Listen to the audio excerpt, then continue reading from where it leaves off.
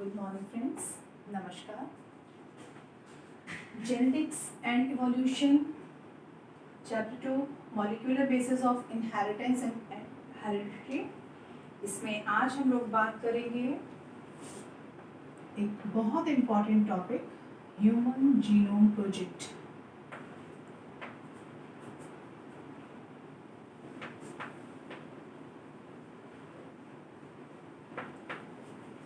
Human Genome Project,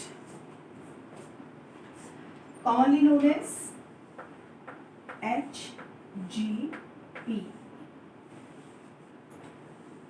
human genome project में human word हम सबको मालूम है, मनुष्य के लिए यूज किया गया है। What do you mean by genome?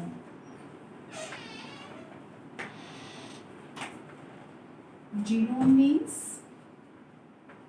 the entire DNA of an organism।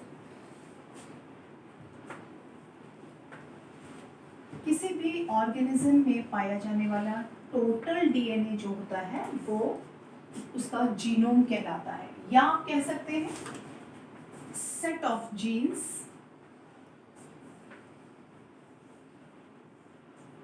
found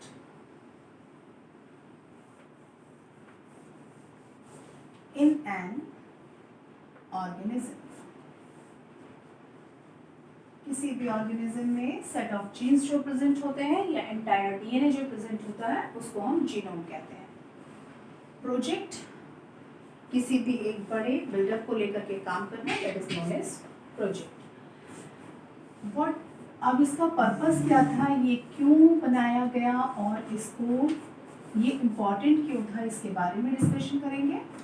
ये जो ह्यूमन जीनोम प्रोजेक्ट था, it is also known as a mega project. Mega project का मतलब होता है, मेगा मीन्स बड़ा, बहुत बड़ा प्रोजेक्ट, बड़े स्केल पर शुरू किया गया वो प्रोजेक्ट था। अब इसको बड़े स्केल पर क्यों यूज किया गया, क्यों? क्योंकि इस प्रोजेक्ट का जो मेन पर्पस था वो था किसी भी ह्यूमन बीइंग के अंदर पाए जाने वाले टोटल डीएनए को की सीक्वेंसेस का पता करना, और किसी भी ह्यूमन में टोटल जो डीएनए एस्टिमेट किया गया वो था 3 × 10⁹ बेस पेयर्स।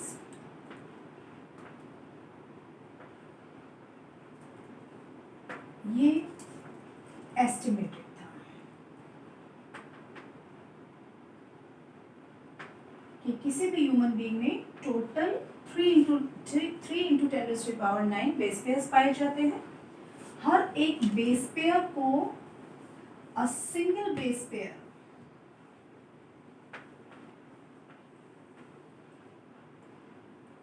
को सीक्वेंस करने की जो कॉस्ट थी वो थी $3।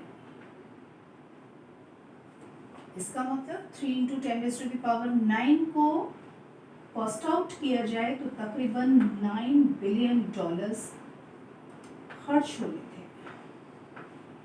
इसलिए इस प्रोजेक्ट को मेगा प्रोजेक्ट का नाम दिया गया। इसके साथ साथ जब इस प्रोजेक्ट को स्टार्ट किया गया, दैट इज 1990 अक्टूबर में,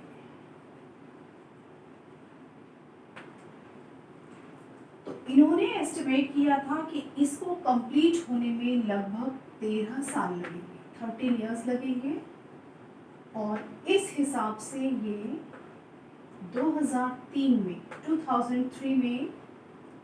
कंप्लीट होना चाहिए था। और जो इन्होंने एस्टिमेट किया था उसके हिसाब से 2003 तक इसमें मैक्सिमम काम हो चुका था, लेकिन फर्दर जो फर्स्ट क्रोमोसोम था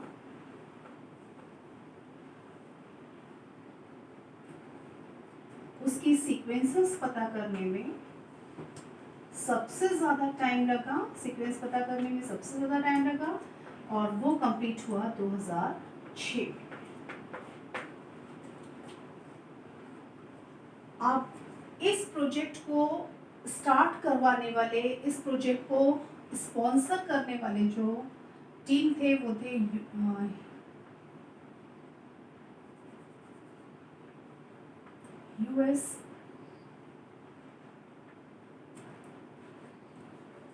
US energy and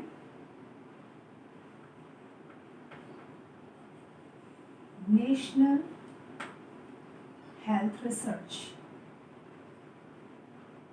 research institute.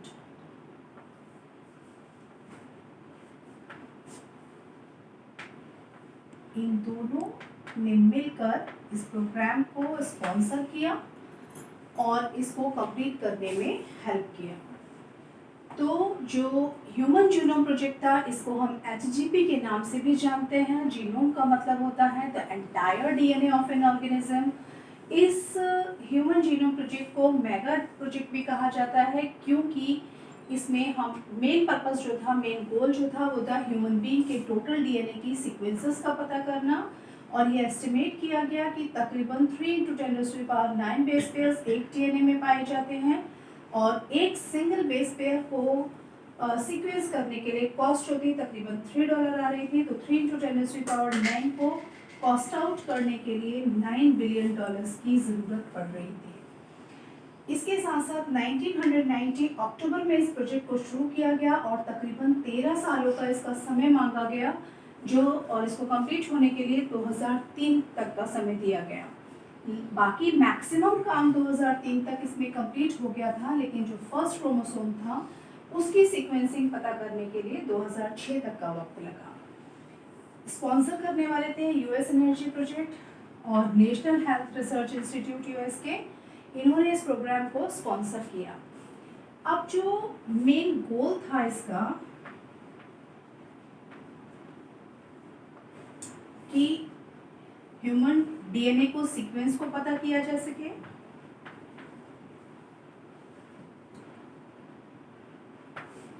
इसके साथ साथ इस सीक्वेंस को इकट्ठा करने के लिए डाटाबेस तैयार किए जा सके,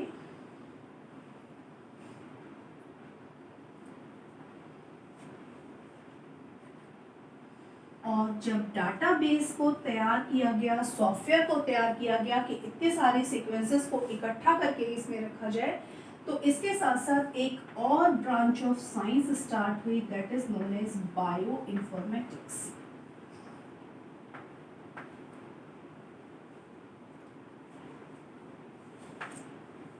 बायो इन्फॉर्मेटिक्स, तो ये वो साइंस थी जो इसी के साथ साथ पैरेलली रन कर रही थी, जिसमें हम बायो से रिलेटेड इंफॉर्मेशन को डाटा के फॉर्म में इकट्ठा कर सके, सॉफ्टवेयर के फॉर्म में इकट्ठा कर सके, और इस साइंस को नाम दिया गया बायो इन्फॉर्मेटिक्स का। अब बात करते हैं इस मेथोडोलॉजी के बारे में कि ह्यूमन जीनोम प्रोजेक्ट की मेथोडोलॉजी क्या थी।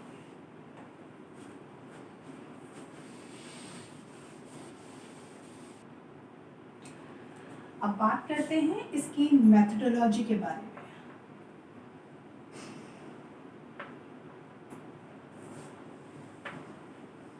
मेथोडोलॉजी मीन्स क्या तरीका यूज किया गया।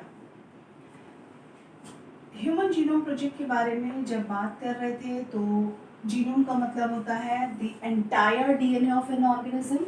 तो यहाँ बात पहले दिमाग में आती है डीएनए। जितना भी डीएनए होता है ये दो पार्ट से मिलकर बना होता है। एक होता है कोडिंग पार्ट और दूसरा होता है non coding part.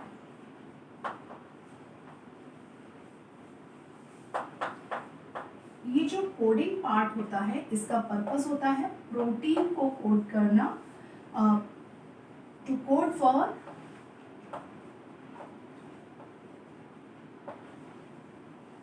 protein synthesis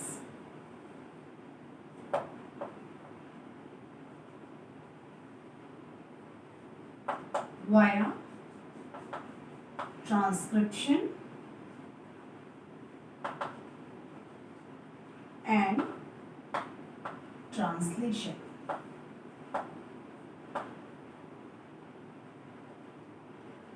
transcription और ट्रांसलेशन के थ्रू प्रोटीन की सिंथेसिस करना। इसके बारे में हम लोग प्रीवियस वीडियोस में ऑलरेडी पढ़ चुके हैं कि कैसे डीएनए पर प्रोटीन सिंथेसिस होती है, ये ट्रांसक्रिप्शन क्या होता है, ट्रांसलेशन क्या होता है, इसके बारे में ऑलरेडी डिस्कशन हो चुका है। तो एक होता है कोडिंग पार्ट और दूसरा होता है नॉन कोडिंग पार्ट, जो कुछ भी चीज को कोड नहीं करता, do not code anything.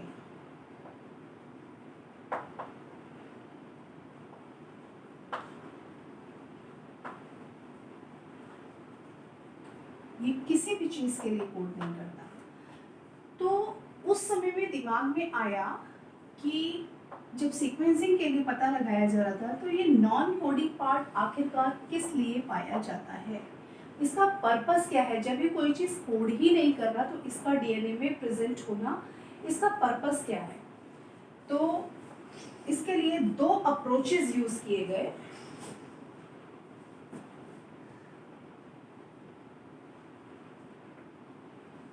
Two approaches.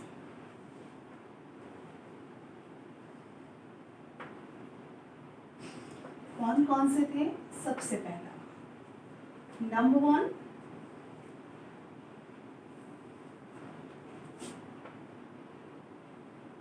To find या टू सीक्वेंस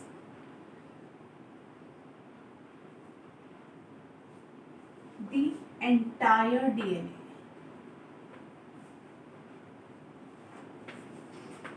एंटायर डीएनए, और इसको नाम दिया गया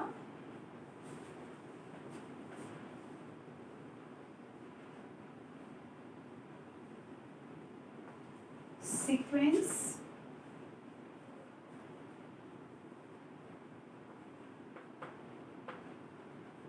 एनोटेशन। सीक्वेंस एनोटेशन, जहां पर पूरे के पूरे डीएनए को सीक्वेंस किया गया। दूसरा था to sequence only the coding part of the DNA.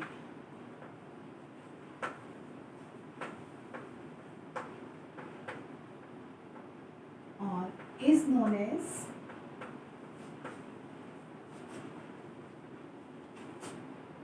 entire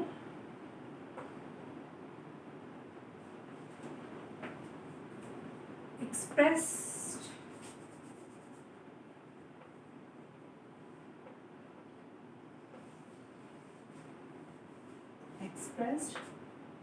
sequence tags और ESTs। तो दो अप्रोचेस को यूज किया गया। पहला था कि पूरे के पूरे डीएनए को सीक्वेंस कर लिया जाए, एंटायर डीएनए को सीक्वेंस कर लिया जाए, और दूसरा था केवल उस सीक्वेंस को कोड किया जाए जो कोडिंग पार्ट के लिए रिस्पॉन्सिबल होती है। सीक्वेंस एनोटेशन या फिर एक्सप्रेस्ड सीक्वेंस टैग्स। लेकिन बाद में जो यूज की गई वो टेक्निक थी सीक्वेंस एनोटेशन। अब बात करते हैं कि ये दोनों अप्रोचेस को पूरा कैसे किया गया।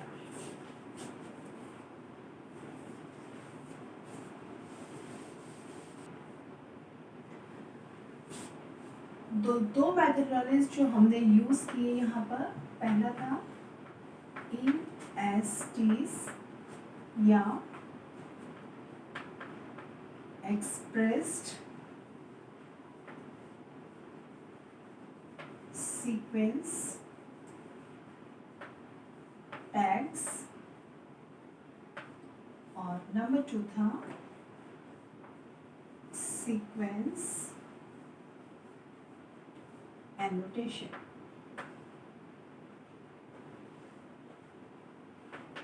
जो कि बेसिकली यूज किया गया। सीक्वेंस एनोटेशन में जो डीएनए होते हैं इनको फ्रेगमेंट्स में तोड़ दिया जाता है, or breaking down into fragments.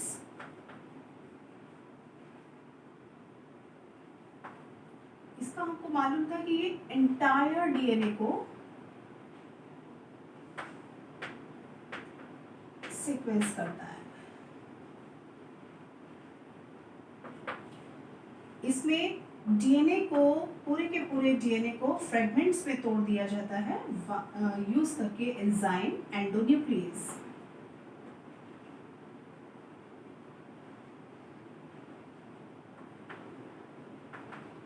अब ये जो फ्रेगमेंट्स होते हैं इनको क्लोन किया जाता है, इनकी क्लोनिंग की जाती है। क्लोनिंग करने के लिए हमको दो चीजों की जरूरत पड़ती है। वो दो चीजें, पहला था होस्ट और दूसरा था वेक्टर। तो जो यहाँ पर होस्ट यूज किया गया, जिस सेल को यूज किया गया, वो थे बैक्टीरिया और ईस्ट। एक प्रोकैरियोटिक और एक यूकैरियोटिक। दो होस्ट सेल्स यूज किए गए क्लोनिंग के लिए। एक था bacteria, that is a prokaryotic cell, और दूसरा था ईस्ट जो कि एक यूकैरियोटिक सेल है। अब वेक्टर यूज किए गए। पहला वेक्टर था बैक्टीरियल आर्टिफिशियल क्रोमोसोम।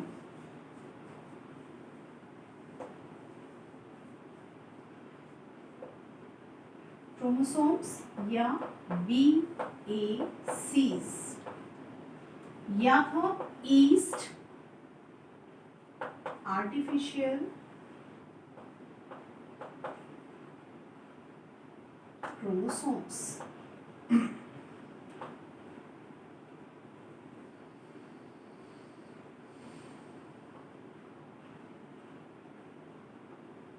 या YACs। और बेसिकली जो बाद में यूज किया गया, जिसका ज्यादातर यूज किया गया, that is yeast artificial chromosomes और YACs। तो मेथडोलॉजी या जो मेथड यूज किए गए थे उसमें दो टेक्निक्स थी, या तो ETS या फिर सीक्वेंस एनोटेशन।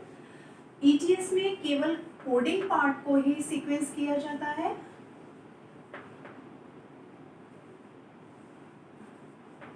कोडिंग पार्ट को सीक्वेंस किया जाता है, जबकि सीक्वेंस एनोटेशन में एंटायर डीएनए की सीक्वेंस को पता किया गया। अब इस एंटायर डीएनए सीक्वेंस को पता करने के लिए जो डीएनए प्रेजेंट था उसको एंडोन्यूक्लियस एंजाइम की प्रेजेंस में फ्रेगमेंट्स में तोड़ दिया गया। फ्रेगमेंट्स में तोड़ने के बाद उसकी क्लोनिंग की गई। क्लोनिंग करने के लिए यहाँ पर जो टुकड़े थे उनको होस्ट सेल में डाल दिया गया और इनके अंदर वेक्टर इंसर्ट कर दिया गया। ये होस्ट और वेक्टर दो तरीके के होस्ट थे हमारे पास, बैक्टीरिया या फिर ईस्ट सेल, और वेक्टर थे BACs या फिर YACs। तो YACs का ज़्यादातर पता किया गया और इन YACs की वजह से यहाँ पर नंबर ऑफ कॉपीज बन गए डीएनए के, जिनके सीक्वेंस तैयार किए गए। That is the methodology used for the human genome project. अब बात करते हैं इसके सेलिएंट फीचर्स के बारे में।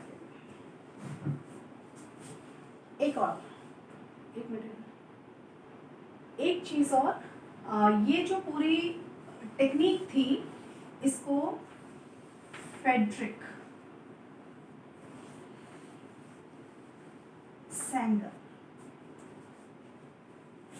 सेंगर ने डेवलप किया था और इसलिए इसको सैंगर्स टेक्निक भी कहा गया।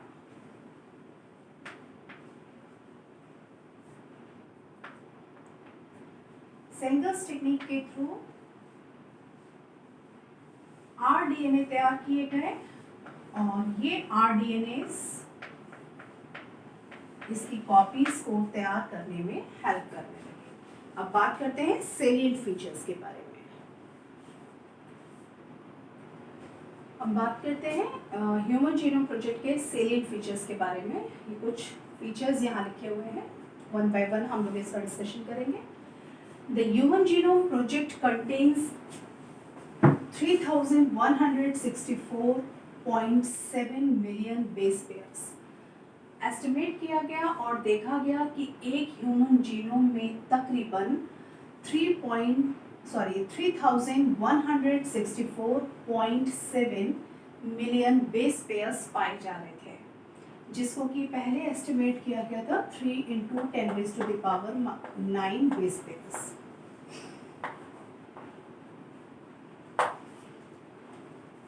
और एक एवरेज जीन में तकरीबन 3000 बेस पेयर्स होते हैं, लेकिन इसमें बहुत बड़ा वेरिएशन पाया जाता है। 3000 से ज़्यादा हो सकते हैं, 3000 से बहुत कम हो सकते हैं। जो सबसे बड़ा जीन है डायस्ट्रोफिन, इसमें तकरीबन 2.4 मिलियन बेसेस पाए जाते हैं। 2.4 मिलियन बेस पेयर्स पाए जाते हैं। तो एक एवरेज जीन में 3000 बेस पेयर्स प्रेजेंट होते हैं, लेकिन ये वेरी कर सकती है, बहुत छोटा हो सकता है, बहुत बड़ा हो सकता है। तो जो सबसे बड़ा जीन है डायस्ट्रोफिन, इसमें तकरीबन 2.4 मिलियन बेस पेयर्स प्रेजेंट होते हैं। और जो टोटल जीन्स होते हैं वो तकरीबन हमारे यहाँ 3000 एस्टिमेट किए गए, जो कि पुरानी एस्टिमेटेड वैल्यू जो कि तकरीबन 80,000 से 1,40,000 तक आंकी गई थी, उससे बहुत कम है, बहुत शॉर्ट है, बहुत आधा है। तो जो आज पता लगी ह्यूमन जीनोम प्रोजेक्ट के थ्रू, जो पता चला कि टोटल नंबर ऑफ जीन्स जो एस्टिमेट किए गए हैं वो तकरीबन 30,000 होते हैं। हमारे जितने भी जीन्स डिस्कवर हुए हैं उसका जो 50% है, अभी तक उनके फंक्शंस अननोन हैं, और शायद इसी की वजह से जो नॉन कोडिंग पार्ट होता है डीएनए का,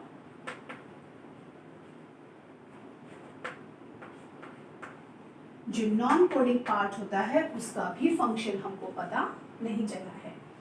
और जो less than 2% of the genome, हमारे टोटल जीनोम का केवल 2% से भी कम पार्ट जो होता है वो प्रोटीन्स के लिए कोड करता है। तो बाकी सारे डीएनए के जीनोम का क्या होता होगा, बाकी सारे जीनोम का क्या काम होता होगा, उसमें से बहुत सारे रिपीटेड सीक्वेंसेस होते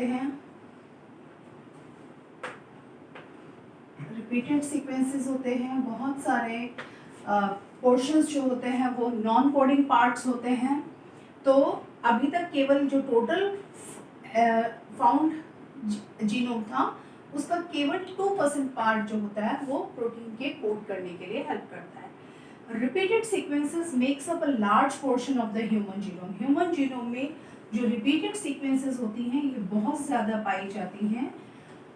इन रिपीटेड सीक्वेंसेस को डिटेल में हम लोग पढ़ेंगे डीएनए फिंगरप्रिंटिंग में, जहाँ पर हम देखते हैं कि जब एक्सटर्नल इंस्पेक्शन में इनको देखा जाता है तो ब्लैक एंड वाइट कलर की पट्टियाँ दिखाई देती हैं, स्ट्राइप्स दिखाई देती हैं, वाइट एंड ब्लैक। तो जो ब्लैक स्ट्राइप्स होती हैं these are the repeated sequences, और ये किसी भी पर्सन की स्पेसिफिक होती हैं, विशिष्ट होती हैं या स्पेसिफिक होती हैं, जिसकी वजह से उस पर्सन की आइडेंटिटी होती है।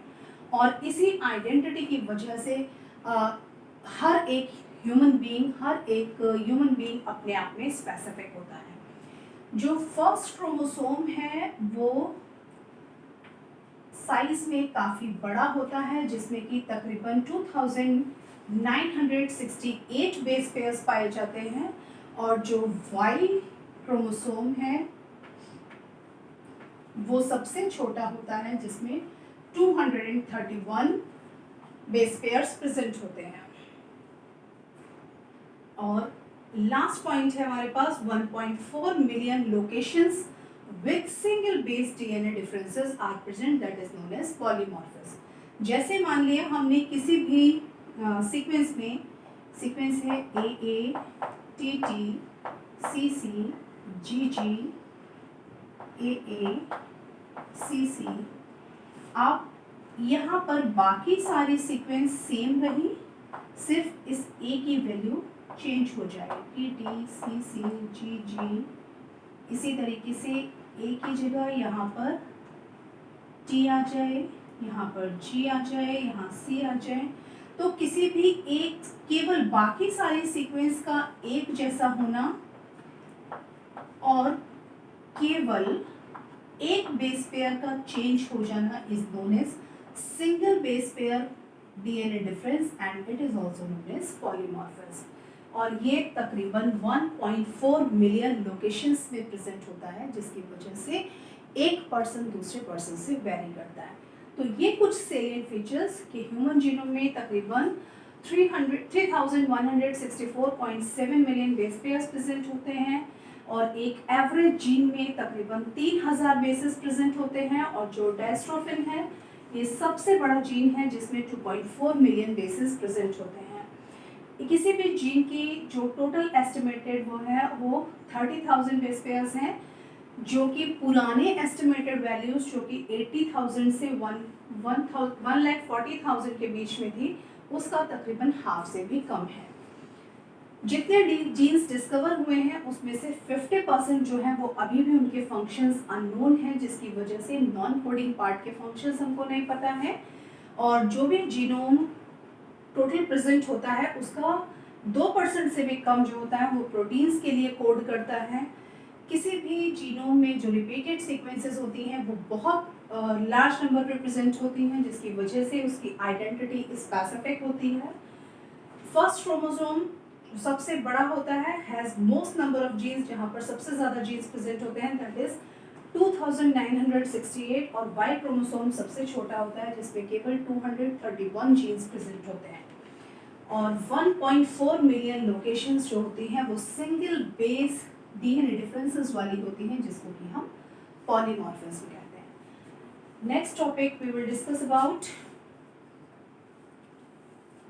एप्लीकेशंस। अब हम लोग बात करते हैं applications of human genome project, इसका फायदा क्या हुआ। तो सबसे पहली बात, मेन जो एप्लीकेशन है to diagnose a disease.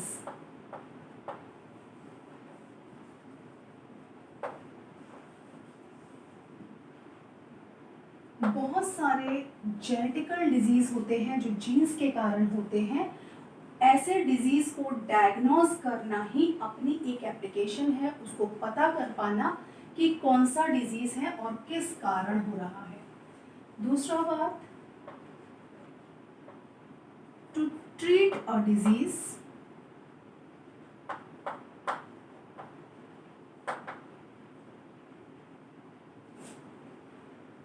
With rDNA technique. RDNA technique को यूज करके क्योंकि हमें सीक्वेंस का पता चल चुका है, उस सीक्वेंस को सही करके हम उस डिजीज का ट्रीटमेंट ढूंढ सकते हैं।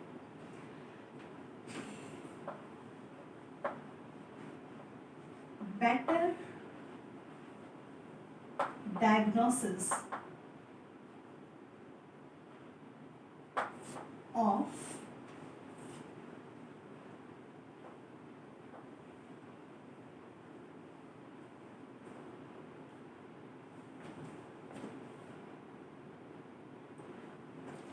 disease carriers।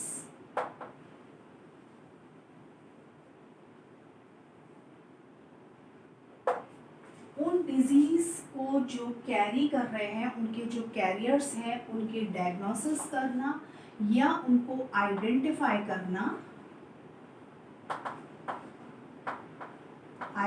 करना और उनका क्योर ढूंढना, ये इसका मेन पर्पस रहा कि डिजीज को डायग्नोज करना, उसके ट्रीटमेंट को तैयार करना, जिससे कि आरडीएनए टेक्निक को यूज़ करके उसको ट्रीट किया जा सके, उस सीक्वेंस को सही किया जा सके और उसके बाद उस डिजीज़ के जो कैरियर्स हैं उनको आइडेंटिफाई करके डिजीज़ को क्योर किया जा सके। ये तो रहे कुछ मेडिकल एप्लीकेशंस जो ह्यूमन बीइंग के लिए हैं। इसके बाद हम लोग बात करते हैं कुछ नॉन ह्यूमन वेलफेयर्स के बारे में। नॉन ह्यूमन में सीक्वेंसेस पता किए गए ऑफ बैक्टीरिया, ईस्ट,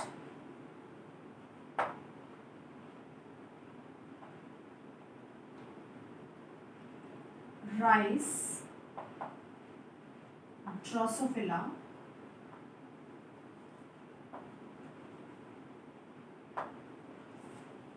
इनके सीक्वेंसेस को पता लगा करके बहुत सारे काम किए गए। काम करने के लिए माइक्रोब्स पर काम किया गया और माइक्रोब्स से ह्यूमन को क्या क्या बेनिफिट्स हो सकते हैं उसमें डेवलपमेंट हुआ।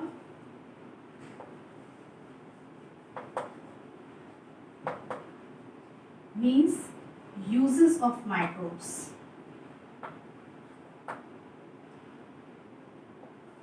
एग्रीकल्चर फील्ड में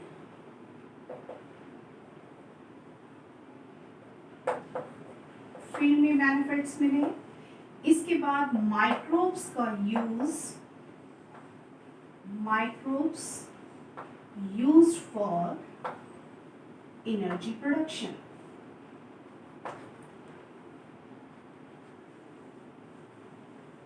as well as for other products.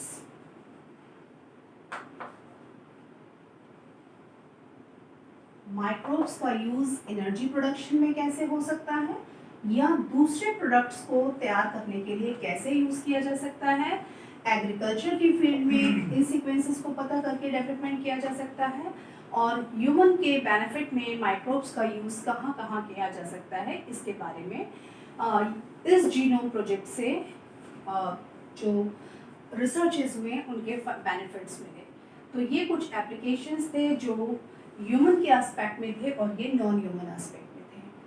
तो ये ह्यूमन जीनोम प्रोजेक्ट, इसके बारे में हम लोगों ने फुल डिस्कशन आज कर लिया। अब अगले टॉपिक में हम लोग बात करेंगे डीएनए फिंगरप्रिंटिंग के बारे में। Thank you.